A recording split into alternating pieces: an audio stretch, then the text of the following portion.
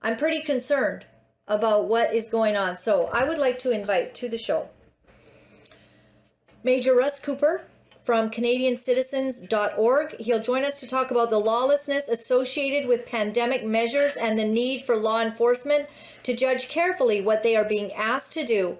Will they be on the right side of history when this all shakes out? Russ Cooper is retired from both the Royal Canadian Air Force and Air Canada. In his military career, he was a decorated CF-18 combat pilot. Wow. And he served in several staff positions as a director of major capital acquisition projects. In the civilian aviation sector, he complemented service as an international airline pilot with national responsibilities in the field of post-9/11 civil aviation security. He is a published internationally author in this latter area. So please welcome to the show, Major Russ Cooper. Thank you, sir, for being with us today. Well, it's a pleasure to be here once again, Laura-Lynn. Good to see you. Thank you. Thank you. These are some very serious times we're facing, and I find myself wanting to speak to gentlemen like yourself who are more knowledgeable and experienced and understand probably more history than most of us and have been upfront and close with all of that. And when we see somebody like this last video talking about the slow erosion of our rights and freedoms and how that can lead to utter devastation, what do you say? We're on a slippery slope here, and this we seem to be accelerating down that slope. For people that said that never again in the close of the Second World War, we'll find ourselves in a situation where we're seeing a lot of parallels between what is happening right now and what happened in the rise of Nazi Germany. We're seeing the identification of scapegoats. In Germany, in Nazi Germany, it was the Jews. Now we seem to have the unvaccinated. As you said in your preamble, we have the doors and doors are being closed and walls are being put between these people and even the ability to go into a grocery store in New Brunswick. So we are in a very, very troubling time. And I'd like to also off one thing you said there about the church is falling into line with this ideology of negation, I call it, this cancel culture. And I think the same thing, you can see the same thing happening in Nazi Germany, as you said, but also in Nazi Germany, we saw even the judiciary being swayed over to the Nazi way of thinking, way of thought, because they saw themselves as servants of the state. And I think we can say in Canada the same thing with our Canadian judiciary, where our judicial process seems to get gummed up. Anytime a court case goes where someone's complaining about their rights being taken away because of COVID, the courts seem to delay. They seem to, push it off or they argue that the person has no standing and therefore the case never gets heard. So we have this situation where the judiciary has seen itself as a servant of the state, and it looks like they're playing along with the state to make things, to bung things up so that we can't access our rights as is our right. So what we'd like to now is we've always been talking about free speech and speaking up for free speech, and it really needs to stand up now. You need to voice your opposition, because no one else is going to voice it for you. And it is past time for people to start talking about this stuff around the coffee urn and around the water fountain when they're at work or at home. We are also stressing the fact now that what is happening is unlawful. We have our Constitution, we have our Charter, which is embedded in that Constitution. And Section 52 of that Constitution says that the Constitution is the supreme law of the land. The law that is made that counters that Constitution and the Charter is, to quote, without force or effect. So what we have now is we have all these edicts, all these mandates, all these decrees that are so-called decrees, which basically have not been justified. And if a government's going to call an emergency, then it has to provide justification. And we've been 2 years into this now, and still we're waiting on justification. Where is the proof? Where is the evidence? Why aren't people in unity? Why are they lumped into the same basket as the filthy unvaccinated? There's so many questions, and there are so little answers, and we are finding ourselves in a position where we're dealing with lawless decrees, and it is time for the people who enforce these decrees to think twice about what they're doing, because if in effect they are enforcing illegal mandates, illegal decrees, then they are on the wrong side of history. And this history does have a past, and it was called the Nuremberg trials, where medical doctors, Nazi SS officers, police officers were taken to trial, taken to task for the things they did to enforce the Nazi regime and their edicts. And when they used the excuse they were simply following orders, it did not wash. And these people who are in law enforcement agencies and conducting these kinds of activities against the good people of Canada find themselves in that position, and they will for sure, then they had better be very well prepared and forget about using the excuse that they were following orders, because this is where it's going now. By the way, when we talk about Nuremberg, there is a recent development. Looks like Nuremberg 2.0 is starting to shape up in Poland. We have a German lawyer, a very famous one. His name is Rainer Fulmich. He was the guy that took down Volkswagen. He took down Deutsche Bank. He's been chasing these emergency mandates now for a year and a half, over a year anyway. He has been deposing experts around the world. He has a lot of evidence that shows that we are dealing with maybe not as much of an emergency as they would like us to believe. And he has taken the case and all of those depositions to Poland, and it looks like they're going to open a case. And this will be the opening of the door of what I think could very well be Nuremberg 2.0. So we here at C3RF, Canadian Citizens for Charter Rights and Freedoms, we're asking people to stand up with their opinions. If you see something that you don't think is right, if you are being oppressed, then speak up. And the other thing we're saying to police officers, military officers, people who have oaths of service, to be true to those oaths. And those oaths are not to the government of Canada, not to the Liberal. Those oaths are to the Queen, the Charter, and that translates into the people for us.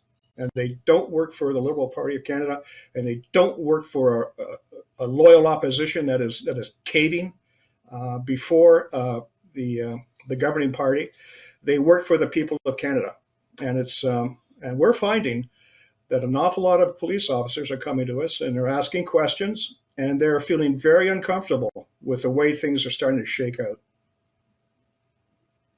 Well, yeah, if you can just put my feedback up on there. Basically then if you can put my screen there up there, Aaron. Yeah, I'm just wondering if you think that the people are ready to do what you're saying. I have not found the number of people to be standing the way I was hoping that they would stand. I'm disappointed. I think we'd be surprised by the number of people who are out there who are asking questions, and who are close to moving against what is going on. I think there is a lot of oppression. There's a lot of fear. Canadians have been traumatized. We're 2 years. It hasn't been leadership. No one's trying to lead us out of this thing. They're trying to make us afraid, and it's worked. And people are traumatized. They're afraid to put their heads above the parapets and say, "Hey, wait a minute. Let's take a look at what the heck is going on here." But they're close, and as more and more people do come forward, you see the the governments, the agencies, the authorities getting more and more desperate. And now we see they're coming after kids, 5 to 11-year-olds, for vaccines that they don't need, that are proven not to be required, because there's no cost, there's no risk-benefit equation that favors a young child to receive this kind of vaccination and take that kind of risk on through adverse vaccine effects. But and as the authorities become more and more desperate and they try to be more and more oppressive, more and more people are going to start pushing back. And I don't know, maybe in the end, then maybe that's what they want. Maybe what they want is they want chaos in the streets. I don't know. But well, that's a very good people, point. That's a very good point. They drive people into being more aggressive and angry and upset, and then they use more force, you know, because they say, well, the people are out of control.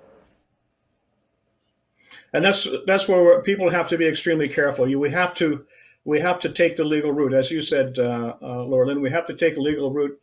By our Constitution and Charter, we have free speech. We can speak up, and we need to speak up at this time. We need to petition. We need to write our MPs. We need to vote. We all need to vote and get the people that are doing this to us out of government. We have that ability, and we've got to take those avenues as we go forward in this. Now, at the end of the day, I think we're going to find there are examples in the past. Take the Russian instance in 1991. Remember, they had Gorbachev had come through with his glasnost and things opening up, and he was opening up to the West, and there were a lot of people in very high places who didn't like that. They had their own deep state that didn't like what he was doing, and so they moved to crush him and to crush any opposition. And that's when we had the revolt of the White Palace, where the army was called in to take care of people who were in front of the White Palace, who were saying, we don't want to be repressed. We want to see Gorbachev stay, or this and this. When Yeltsin made his little speech on the tank there, because what happened was the military, they said, no, we're not going there. We're not going to suppress these people. We're not going to repress them or oppress them. We're going to join them. And that happened throughout the Eastern Europe at the time. Remember, we had Romania, we had Czechoslovakia, we had Hungary. All these places, the soldiers put their weapons down, and I think that's how this is going to shake out in the end. I think our people in uniform who have made oaths of service, I think they're going to follow through on those oaths. I know that I had a Queen's Commission. I made that oath. It took me to war. It took me into combat. And I think we're dealing with the same kind of people, with the same kind of loyalty to country. And I don't think they're going to go along with this. And I think they're going to be on the right side of history. So you believe maybe the rising will come when this first wave has sort of accepted and just, well, it's a pandemic, so we have to do the right thing. But as it goes on and there's more and more awakening, your hope then, can I say it this way, and you tell me if this is how you're feeling, your hope then is that there will be a further uprising and that we will see that pushback. Because you talk about writing MPs, many people have. It hasn't seemed to have accomplished one hill of beans. We have MPs not even standing up for conservative values. I think, sorry, Laura-Lynn, I think it has accomplished something. It is a big accomplishment, because what it tells those people who wrote those letters and didn't get responded to, it tells them that they've got the wrong MP in power. That's a big accomplishment. Now we know this guy or that lady doesn't deserve to be at the wheels of power representing Joe and Jane Canuck, because they're not listening to us. They're working for somebody else. We want people in Parliament, in governments at all levels who work for us, and not some other entity that's out there that we can't even see. No. Well, that's very true. But then you see the corruption of all parties.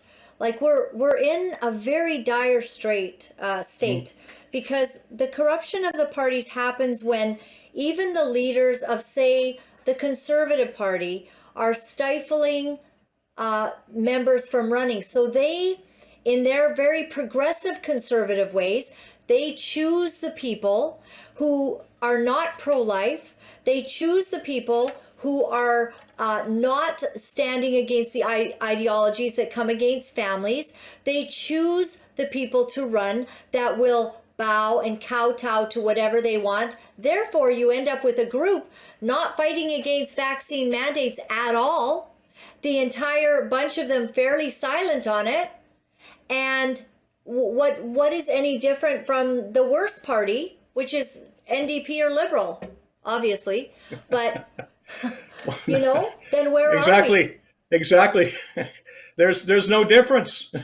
we we we've elected people into positions of power that are not leaders.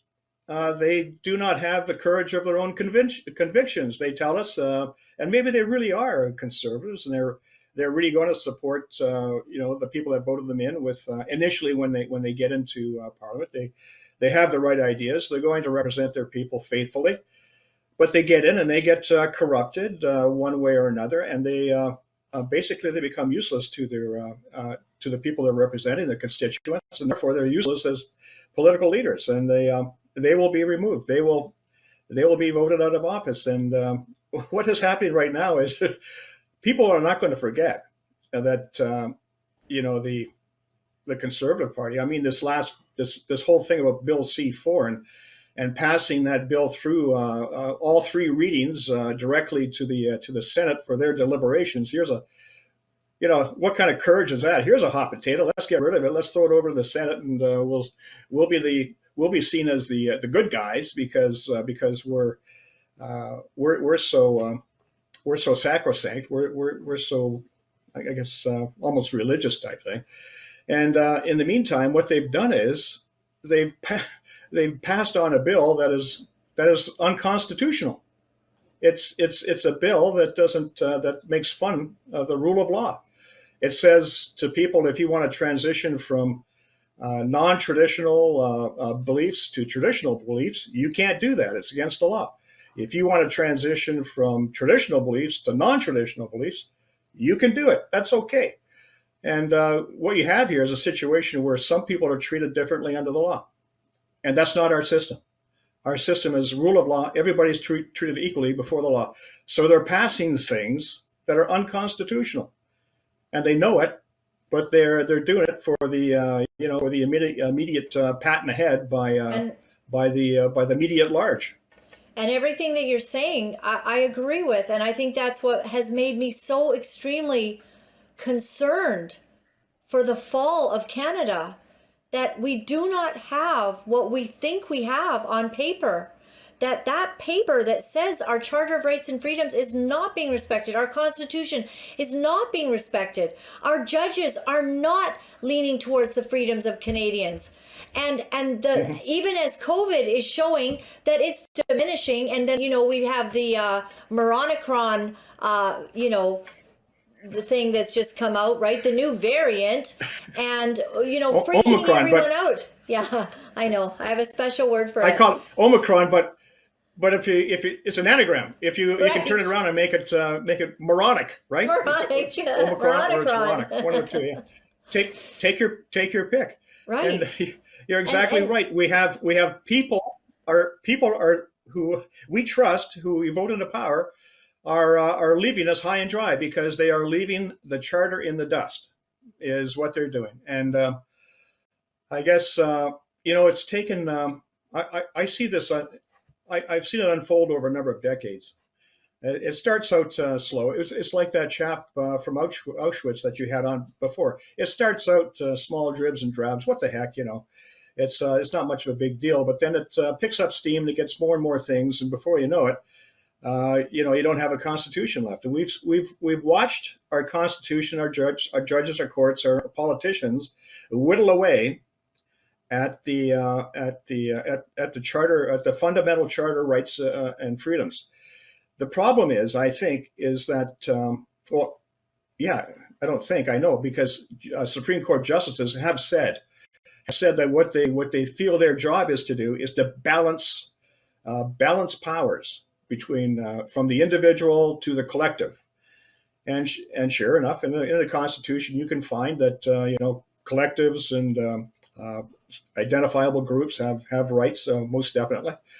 But what they're doing is they're taking away, they're treating the charter as a zero. If you give rights to collectives, you take away from an individual, and the individual is really the most important minority that needs to be that needs to be protected. And we've gotten away from that. We've gotten away from the idea of the individual as sovereign. We've gotten away from the idea that that we have a system of laws that's been put in place with the understanding that all are made in the image of God. All of our inestimable value and all deserve rights not from governments, but from a higher authority. So that's where our laws come from. That's the whole premise of the charter. That's what the preamble of the charter says. But we've walked away from that, and we've allowed our leaders and our judges and our courts to walk away from it, and they haven't been taken to task while all this happened. Well, now we've got to rebalancing, and so that's the position we're in now. Well, your hope then is that what is the defining thing that will change all of this? Will it just be an increasing awakening? I'm shocked at who's not awakened now. Honestly, I think they're just asleep. They're not paying attention. It seems like some people seem to instinctively have an awareness that something's very, very wrong, and other people Yes. think that the people who have that instinctive awareness, they think that they're just like conspiracy theorists and off their rockers and oh brother, Mm-hmm. And yet it's so evident. That's very alarming. Yeah, I think it is evident. I think there are more people who realize this than we understand are there. I think they're below the surface. They're keeping their heads low. I think there's a lot of them, and I think what needs to happen is we have to get back to first principles. Those first principles are, as I discussed, the individual as sovereign, the individual as the most important minority, because this is the only way that we're going to move forward as a nation with one common vision. You can't have a nation with all these collectives, fighting for power, fighting for money, fighting for this, fighting for that. Everyone's got to be united under a common set of principles. And I think what we have in our tradition, in our history, is something that works, and it's something based on the individual rights and freedoms. And I think we've got to get back to those principles. I think I trust Canadians, and I think they're going to come forward. I see them coming forward in police services now. I see them, asking me questions about this, that, the other thing. I think people are going to come forward, and I think we're going to see a wave. I think it's going to be a big wave, and it's going to wash over everything. And I think it's going to change. It's going to take us back to our first principles. I love your optimism, and I really, really hope so. I'm hoping for that.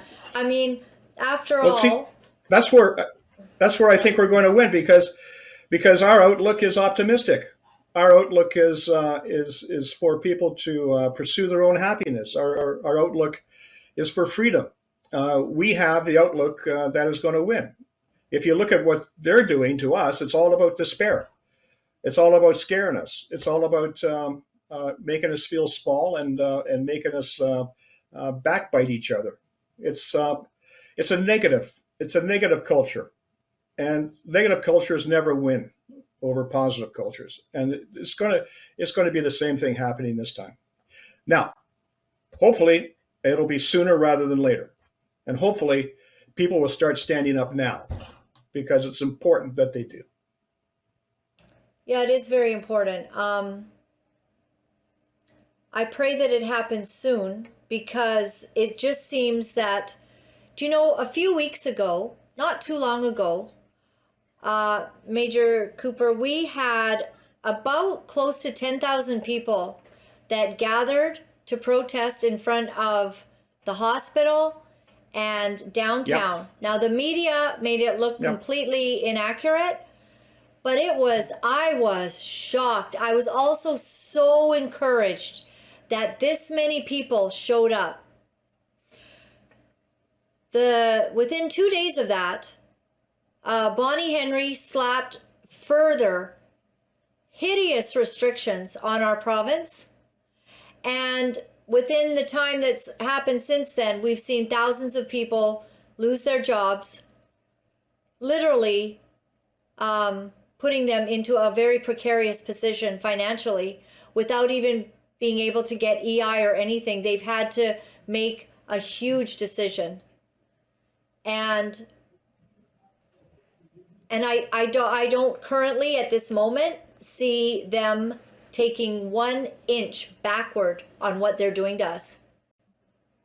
And so, Yeah, and I think this gets back to why we think people aren't reacting to what's going on. I think the big reason why we're not seeing it is because the mainstream media won't let us see it. It is happening. People are very distressed. People are very worried. People want to engage, but the mainstream media is not letting us see that, but it's out there. And that's where I say it's going to come in a wave, because it'll come to a point where the mainstream media and all their partners won't be able to control it, won't be able to handle it, and we'll see it show up in a wave. But it's not really a wave, because it's always been there under the surface.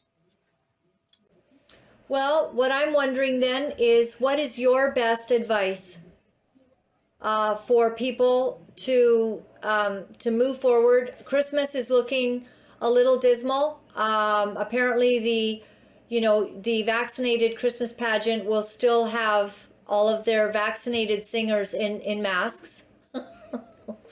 And, Yes. I mean, you don't even get a break if Yeah, you do get well, vaccinated, and it's no. looking hard, so we want it to be better. I really struggle with, personally, what can I do? I do this broadcast, and I believe it's a valuable source of information and an awakening, and I do believe that many people have been awakened by what we talk about. But when day after day I put out I try never to fail to talk about the VAERS reports, which are showing the adverse reactions to the vaccines, the increasing deaths, Yeah. the pain that is being caused for a 99.9% recovery. When we look at the fact that in 2020, when we thought we were dealing with a pandemic, the death numbers worldwide are not, they do not show a pandemic. When we look at 2021 numbers, deaths are up. They're unexplained. They're not due to COVID. Nobody wants to talk about what is really the underlying issue here. We potentially have a huge problem on our hands that, like you say, mainstream media is not talking about. So I feel that I'm doing the best that I can, and I want to educate people. But the person out there who's struggling, who's managed to maintain their job or has lost their job, what should they be doing this weekend that will be helpful? I think we have to get communities I'll tell you what. together. Yeah. Let's yes, we have to get communities together. We have to get. I think first we need to have people stand up, and I think for those who are afraid of making themselves a target, there is nothing wrong with asking questions. People can ask your political authorities, your medical authorities, questions about why is natural immunity not part of this equation as we move forward. Why are children being vaccinated when they don't need it, and there's a risk that it can harm them? All these questions. The big problem, the big chink in the armor of the people that are walking us through this pandemic is that they don't have the data. They don't have the evidence. And what they say many, many times just doesn't make sense. So why can't we stand up and ask questions? An email, write a letter, make a phone call, make as many as you can, and start asking questions. Pepper these people and remind them of their responsibility to give us the goods, give us the information, give us the evidence, just like the Charter says they have to do. That's one thing. Let's start with that. Let's just start with asking questions. Well, that sounds really good to me. I ask questions every day, and I ask so many questions that it really annoys people. Well, we need more annoying people like you, Laura-Lynn. Okay, to ask I'm doing all the annoying questions. we all need to be annoying. It's our right. We have a right to be annoying. Let's make use of it. There's actually a lot of truth in that. Canadians don't want to be annoying. It's part of our downfall. We're a very kind group of people. We don't want to trouble anyone, and let's not talk about religion and politics at Christmas, because you know how Uncle Harry gets.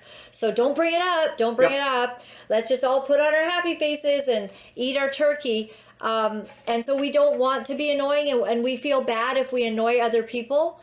And I know that I am part of Canadian culture, and so actually I feel bad when I'm annoying, but I can't help it. So I just keep being annoying, and then people don't talk to me anymore, or PayPal cuts me off. I don't know. So, but the one thing that I think that we are is we're too addicted to everybody having approval for us. So when we hit a crisis of mega proportions, I honestly believe that this crisis is so huge, even I don't understand the gravity of it, and I look into it every day and I sound the alarm, and so do you, and I appreciate that.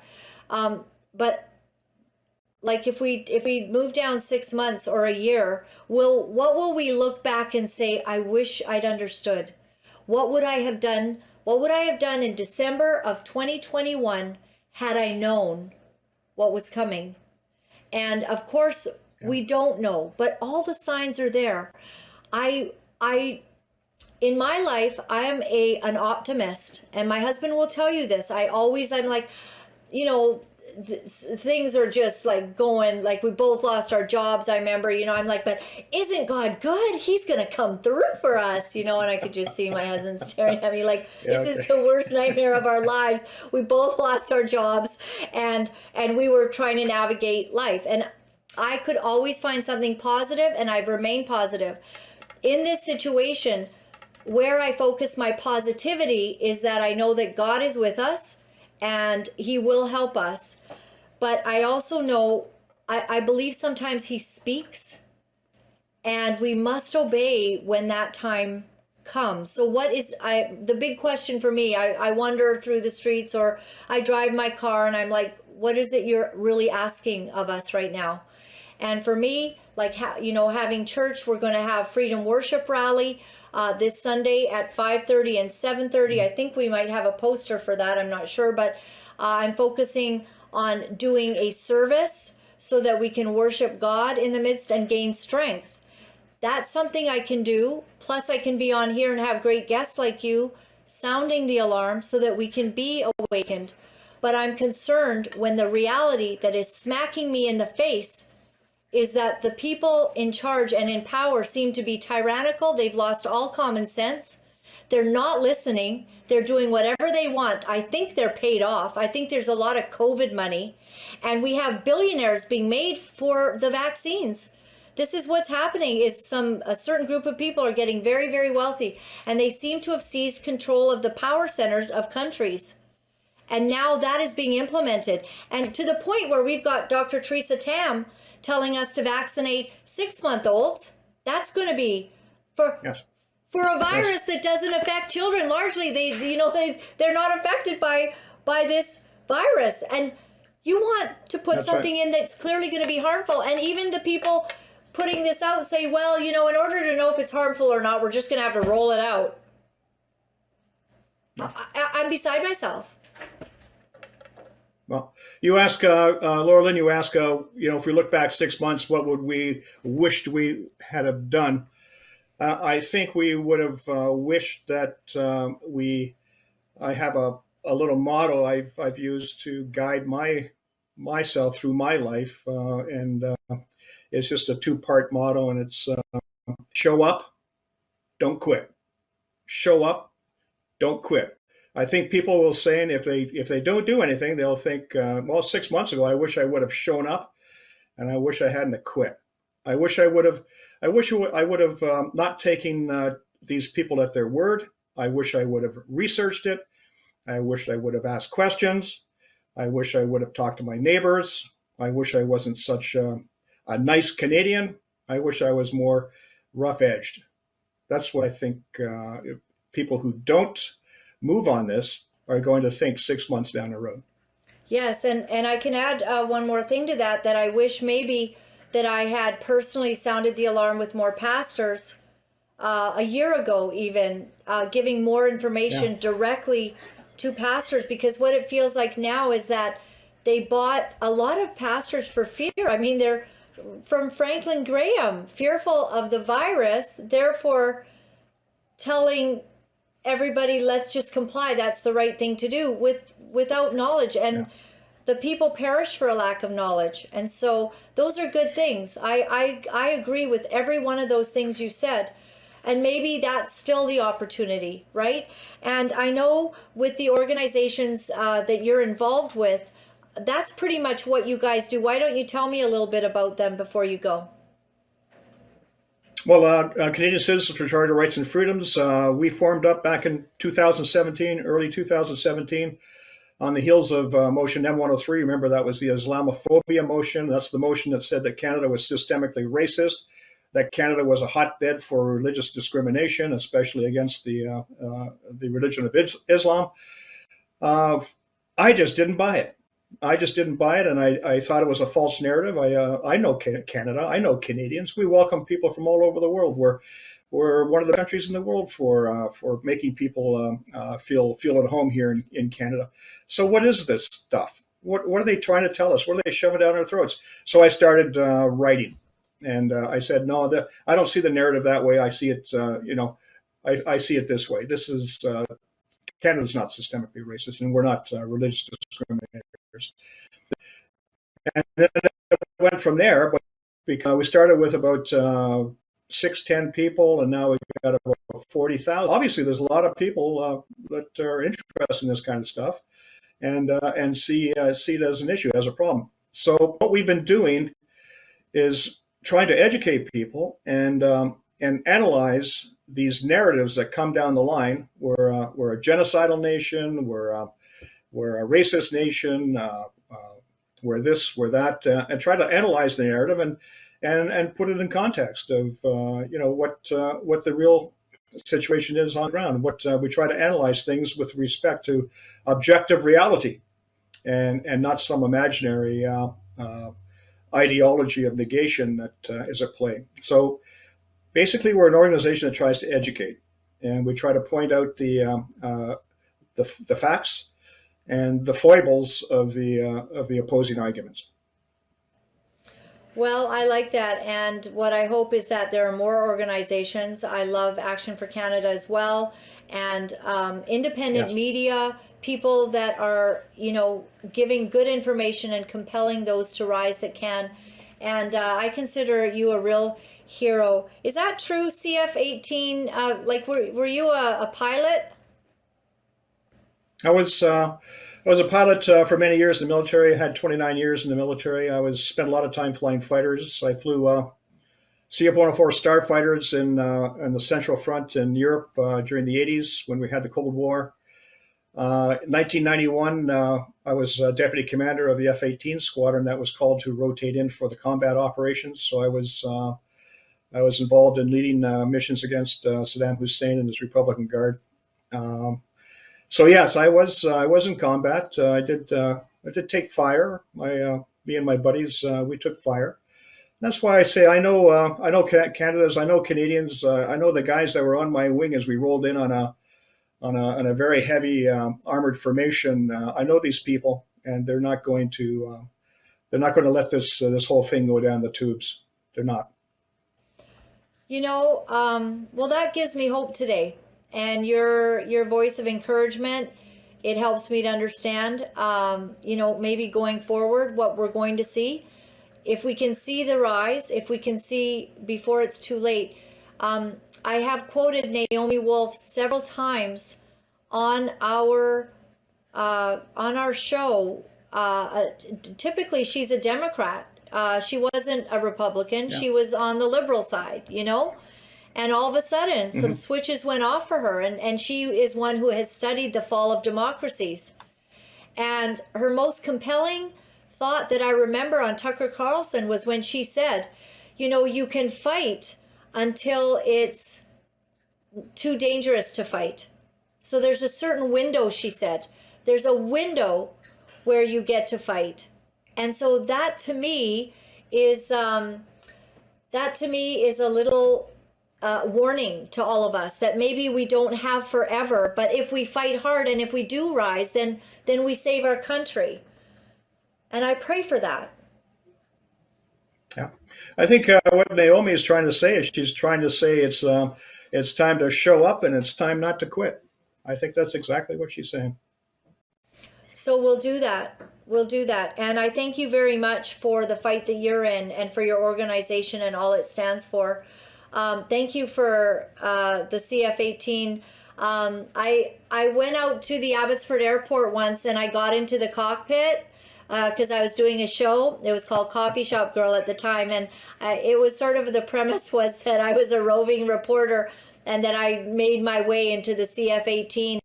And it was really fun. I actually met a pilot out there and it was a real blast.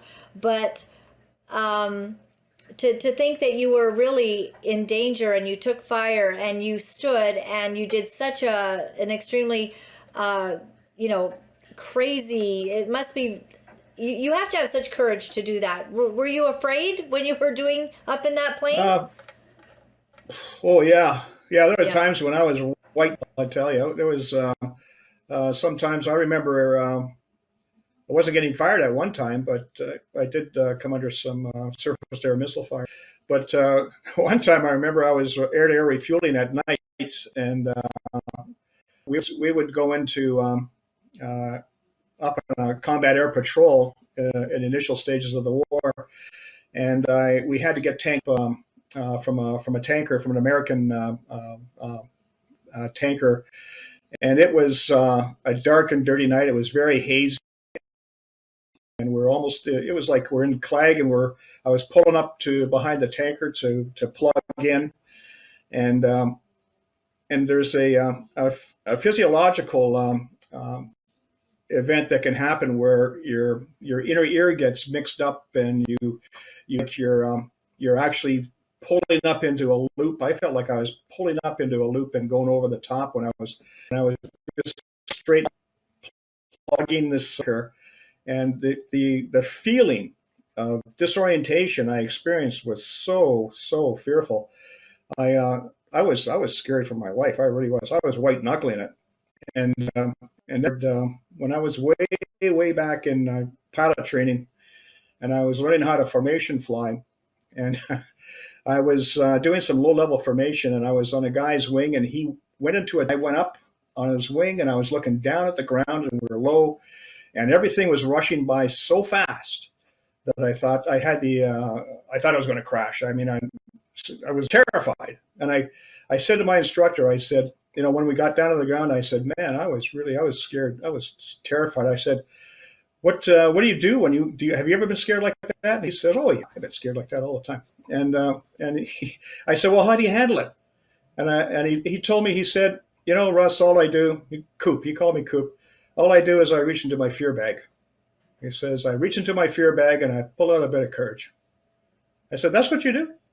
He said, yeah. And then I found myself when I was over the Persian Gulf plugging into this tanker and just scared crazy with my disorientation. I remember thinking to myself, it's about time to reach into the fear bag here and pull out a little bit of courage. And I did, and it worked. And I plugged into the aircraft. I got my gas just in time because the radios were cackling, and my my teammate, he was out on the cap where I was back getting gas, and we'd do that. We'd switch back and forth. So there's always one guy in the cap looking for enemy to come forward towards the fleet. Just as I was getting my gas, the radio started to cackle and saying that they had inbound. They had looked like some Iraqi aircraft had launched and were coming towards us. So we had, he needed my help. So I had to get over there. And that's when I reached into my fear bag, pulled out a bit of courage and plugged in and got the gas, and then joined him at front of the cap. Wow. I think I'm going to use that as a new saying. We got to reach into our fear bags, everybody. There's a lot to be people, said we right need now. to reach into the fear bag. Yeah. That's what people need to do. Reach into the fear bag. Pull out a bit of courage. You can do it. We can do this. I think people do, because they're either afraid of the virus and they're so afraid that they would take a vaccine, or they're so afraid of the vaccine that there's no way that they're going to touch that, and I'm definitely on that side, but that seems to be a good fear. There's that's a healthy fear right there, because you're looking at the science and all of that. But we're really we're a society feeling very full of anxiety at what we're seeing, and we're going to have to have that trust and that courage to keep saying, speaking, walking, talking, and living in our spheres of influence with power. With power. Like, what does it mean to live with power, with that source of, well, I need to speak the truth, even if it's tough for you to hear and you're not on my side. I'm going to have to abide by my principles. Back to principles. And are you anxious because of the actual situation or because of what you're being told? If there's any doubt, you start asking questions and sort it out. Yeah, 100%. Thank you, Major Cooper, for being with us today. And thank you for all that you're doing with your organizations. We appreciate it, and we hope that everyone's going to go over and see what you're all about, and maybe there's opportunities for people to get involved with you as well. Oh yes, we welcome. We have what the Conservative Party used to have. We have a big tent. Yeah, they used to have it, a big tent. I know. Now it's too big. Everyone's in there, and they're all from the Liberal Party. Okay. Yes. Yeah. All right. It's been a privilege and an honor. God bless you. Thank you for being here. Thanks for asking me, Laura-Lynn. Enjoyed it. You're welcome. Thank you. All right. A little bit soon on the pull out there, but that's okay. All right. I really appreciated that, digging into the fear bag. Can you imagine flying a plane up that high and taking on fire or whatever, or having everything spinning all around you? Oh, very, very fearful. What an amazing man.